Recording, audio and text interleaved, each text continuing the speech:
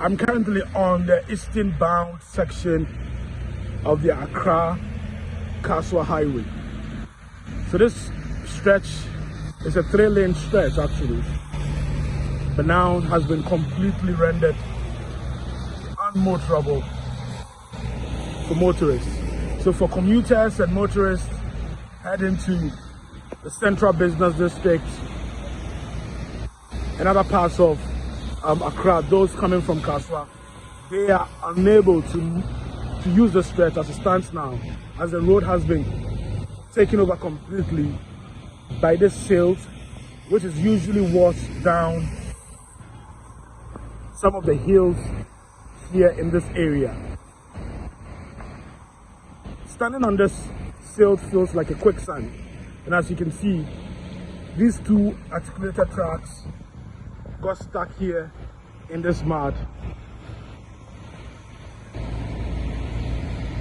3 people are currently in the articulated track, and they tell me that they've been here since yesterday evening when it started raining. You can also see from the other side some persons scooping water out of their shops. But yesterday evening, and what we are seeing now is that the water has even receded a little bit. So this is a better version of what happened yesterday. But as you can see, a whole stretch of road rendered completely unmotorable. And now what is happening here is that vehicles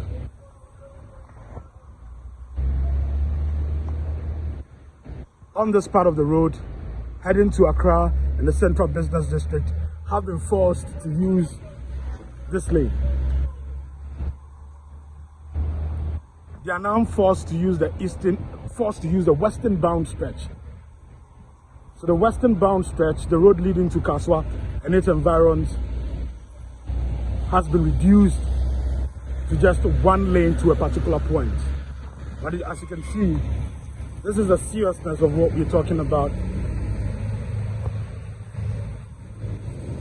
That is how deep the ties of this articulated track sunk into this mud that has taken over a portion of the road.